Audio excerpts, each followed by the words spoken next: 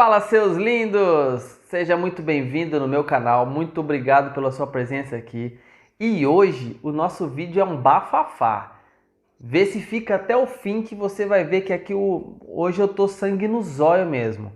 Olha só, eu fiz um vídeo há muito tempo atrás, eu acredito que tem até mais de um ano, não sei, mas acontece que um seguidor meu, ele estava em dúvidas com relação a Deus. Aí ele perguntou pra mim, ele tinha meu Instagram, chamou no direct e falou: "Pô, Renan, faz um vídeo explicando melhor sobre Deus. Deus, ele é um pai amoroso, como as igrejas pregam, ou ele é um ditador?" Daí, mais pra frente, depois que eu gravei o vídeo, ele explicou, porque ele estava passando por um momento na vida que parecia que Deus estava castigando ele, sabe? Então, muitas pessoas têm essa ideia de que Deus fica lá de cima só olhando, esperando você dar um erro só para ele poder te punir. Ele é um Deus com vara querendo te açoitar. Aí eu fiz o primeiro vídeo e vieram alguns comentários, eu fiz o segundo para tirar algumas dúvidas, né?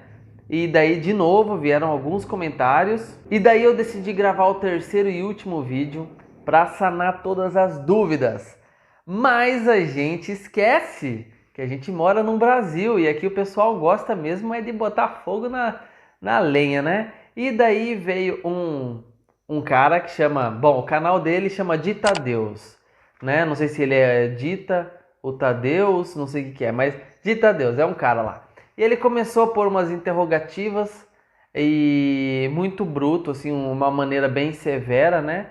Aí eu propus pra ele, falei: "Poxa, bicho, pô, eu tenho falado sobre seitas, religiões, organizações, e daí aconteceu isso com uma organização que eu fiz, o pessoal começou a achar que eu fui raso, a gente fez uma live, pô, você não quer encarar uma live comigo? Aí você expõe suas dúvidas, faz uma listinha de perguntas, taca a pergunta em mim na live, vai ser legal, né? A gente pode estar tirando dúvida." E o cara não me deu resposta. Depois de eu perguntar de novo para ele, ele falou: "Ó, faz o seguinte, meu, assiste o vídeo lá no YouTube, tem um vídeo que chama Provando que a Bíblia é Imoral. Assiste o vídeo e depois você volta a falar comigo." Aí eu assisti o vídeo. E daí eu voltei lá, coloquei e falei: "Pô, meu, não tem base nenhuma o que o cara falou." E daí ele ficou bravo. Ele falou: "Bom, então pede pro seu Deus te dar inscritos e te aumentar o engajamento." Bom, daí eu entrei no canal dele pra ver. Eu acho que ele também tá precisando, que ele tem 6 inscritos e não tem engajamento nenhum. Tudo que ele tem postado lá é tudo plágio, tudo dos outros, não tem nada dele. Bom, até aí beleza, hein, Deus? Vamos entrar agora no assunto, porque é o seguinte, uma coisa que eu escrevi lá: quando você não tem bala na agulha, nem puxa o gatilho. Se você não tem cara de enfrentar o assunto que você está defendendo, então não enfrenta. Então fica na tua. Mas ele quis enfrentar, só que ele pôs um cara para responder por ele. Isso é terrível, né? Até porque o dono desse canal, se algum dia ele chegar no conhecimento desse vídeo aqui, ele vai querer vir falar comigo. E daí a gente vai chegar no assunto, porque o que ele falou lá é muito grave. Ele tentou provar que a Bíblia é imoral, mas ele não provou nada. Ele só provou que existia imoralidade na época em que a Bíblia foi escrita. E isso não é segredo para ninguém, porque o mundo, desde que é mundo, desde que o pecado entrou na vida do ser humano, a vida do ser humano ela é imoral. Ela é imoral. Tenta achar um ser humano que não peca, que não faz nada errado. E a Bíblia, gente, antes de se falar que ela é um livro sagrado, que ela é um livro com profundidade do lado espiritual, antes de tudo isso, ela é um livro histórico, gente. Ela conta histórias. É como se você entrar numa caverna e ver aqueles desenhos na parede. É como se você entrasse na pirâmide e visse os desenhos na pirâmide, ou um pergaminho antigo. O que é aquilo? É história. É história. Então, antes de mais nada, vamos ver a Bíblia como um livro histórico, tá bom? Porque vai contar relatos, vai contar coisas de pessoas que são seres humanos e que erram. Mas nunca deve-se pensar o seguinte, que tudo que está ali é santo. Porque o santo, o sagrado da Bíblia, é o que Jesus quis passar, é o que Deus quis passar com aquilo. Até porque Deus inspirou, olha só que bacana, muitos escritores para escrever a Bíblia e nenhum, quase que nenhum, aconteceu um e outro assim de ser contemporâneo, mas nenhum se topou, nenhum se conhecia. Então quer dizer, com distância de mais de 1000 anos entre um e outro, e as histórias continuavam. Ou seja, o que um escreveu aqui, 1000 anos depois o outro escreveu, e sabe, quando não é uma profecia se cumprindo, é uma história confirmada na outra história. E mais legal que isso, se você andar lado a lado com a arqueologia e ciência, você vai ver que na arqueologia, todas as histórias antigas da Bíblia, elas são verdadeiras, tá? Se você for no Egito, você vai encontrar a história de Moisés lá escrita, você vai encontrar a história de José. Se você for aonde era a Babilônia, vai ter a história de Daniel lá. Então, gente, isso não é de hoje, que todo mundo já sabe. Se você for subir no Ararat, tá lá o barco que Noé construiu. Se você for no Mar Vermelho, provavelmente você vai encontrar lá embaixo as carroças, alguma peça, alguma coisa dos soldados que foram, fechados no mar. Então, a Bíblia é um livro histórico. E ela anda lado a lado com a ciência e com a arqueologia, beleza? Então vamos agora às acusações que esse ser fez. O legal é que ele se auto-intitula como um cético. Só que eu vou falar outra coisa para vocês. Além de ser um cético, ele é uma pessoa cujo não teve educação a ele. Porque se você for lá assistir o vídeo dele, você vai notar que as palavras dele são de baixo calão, ele não tem respeito algum com a cultura ou com a adoração de outras pessoas, ele não tem respeito algum com ninguém. Ele é muito imoral e muito sujo. E vem falar que a Bíblia é imoral? Assista só um trechinho do filme dele e você vai ficar enojado. Enojado. Ele fala palavrão, ele fala besteira, ele manda, sabe? Ele é muito nojento. Vamos começar então. O nome desse cidadão é Vinícius César e ele criou esse vídeo, está no YouTube, chamando Provando que a Bíblia é Imoral. Primeiro ele fala que a Bíblia ela é usada pelos judaicos cristãos como conceito de vida. Bom, ela é muito mais do que isso, viu, Vinícius? Ela é muito mais do que um conceito de vida. Ela é um livro de instrução, tá bom? Assim como você compra algum aparelho que você nunca usou nenhum parecido, vem um livrinho de instrução para você ler como que funciona, é um manual. Então a Bíblia ela é vista por nós cristãos, eu não sou judeu, sou cristão, tá? Ela é vista como um manual, tá? Depois ele vem falar sobre famílias destruídas, Que a Bíblia, ela por ser santa, por ser sagrada, ser pregada nas igrejas, olha o lado ruim. Então ele está falando o lado ruim. Na Bíblia tem muitas histórias de famílias destruídas, de famílias bizarras, de putaria, assim como ele fala, poligamia. E, viu, deixa eu falar uma coisa, Vinícius. Não é mentira, é verdade, porque é um livro histórico.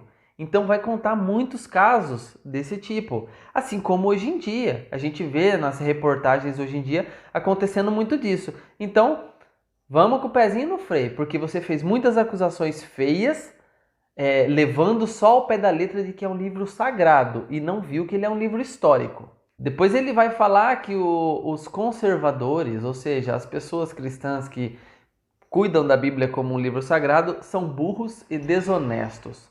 Bom, aí, Vinícius, aí o negócio é bem particular, tá? Quando você fala que esses são burros e desonestos, você está generalizando.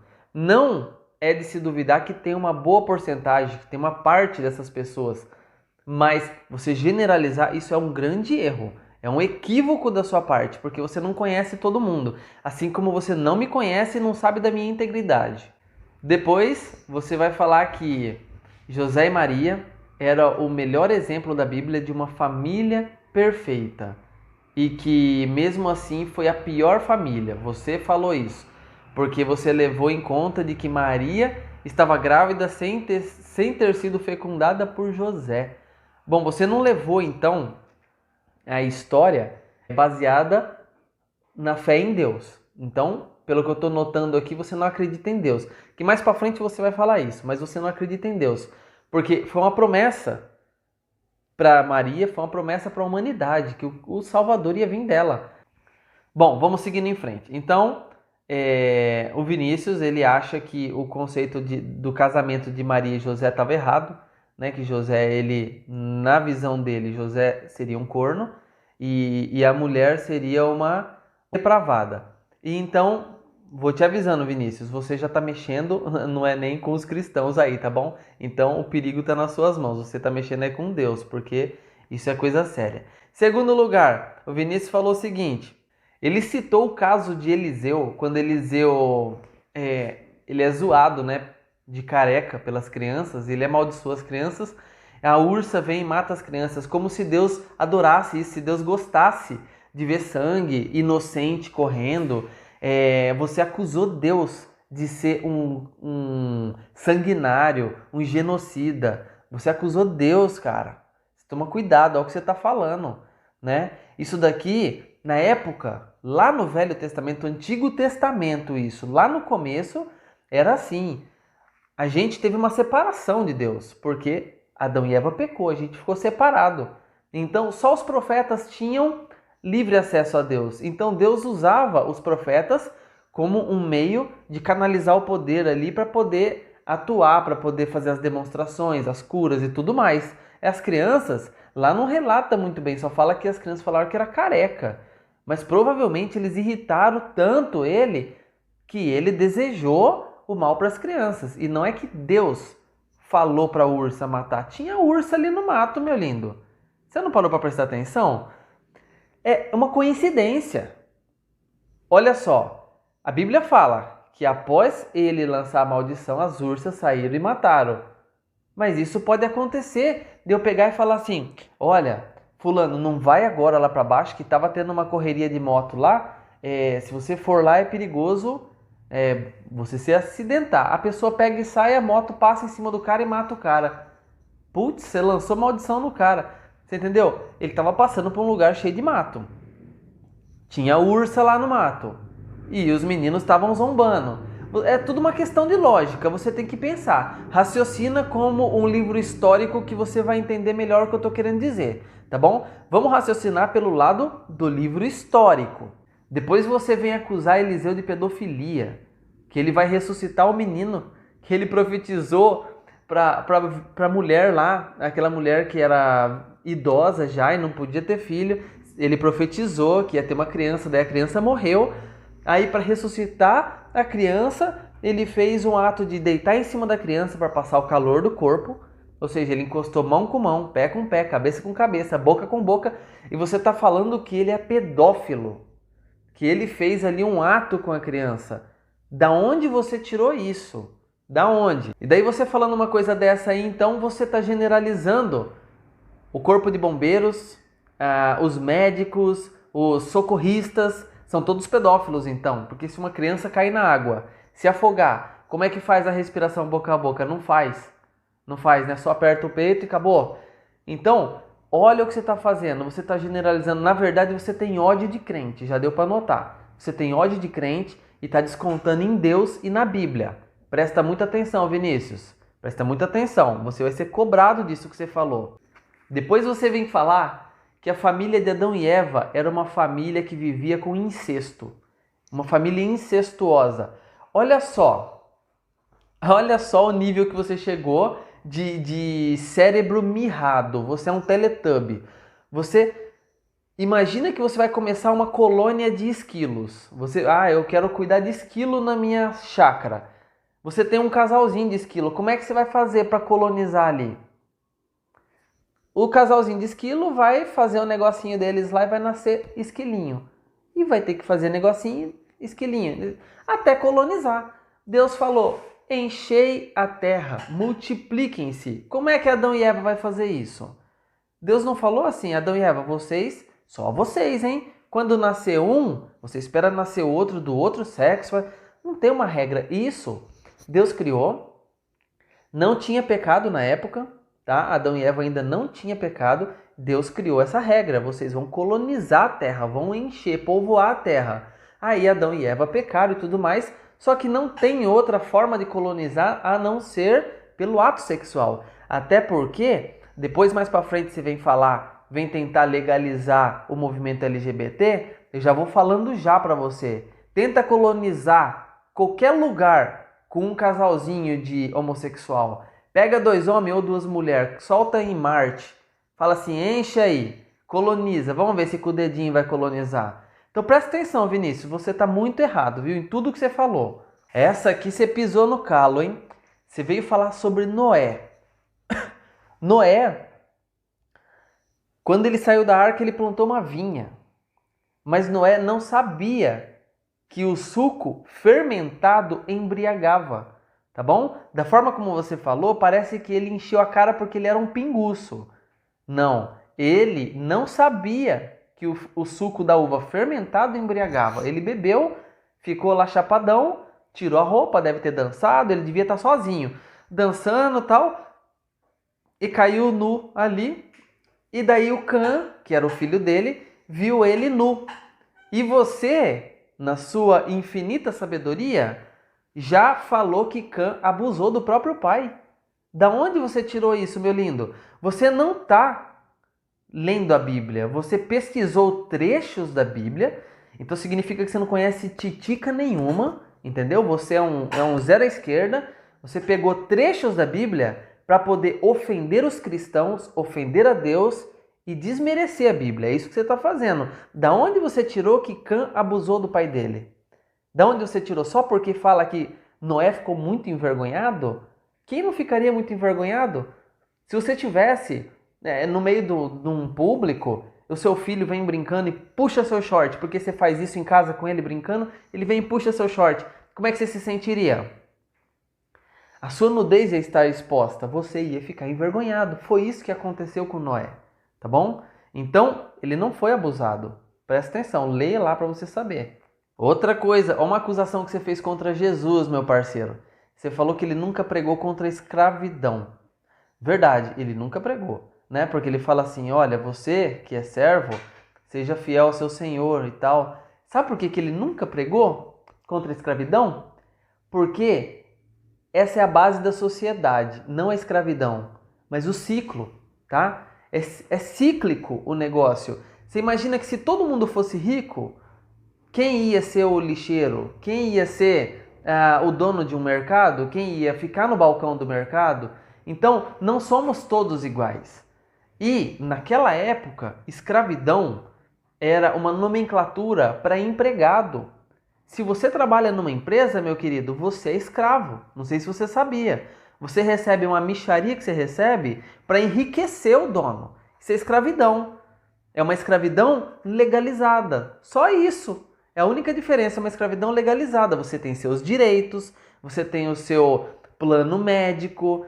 Se você se machucar, você pega o papel lá do médico e leva e beleza, você falta alguns dias. É só essa a diferença. Então você você é um escravo legalizado, enquanto os escravos daquela época não tinham toda essa documentação, toda essa facilidade, todos esses direitos, eles não tinham.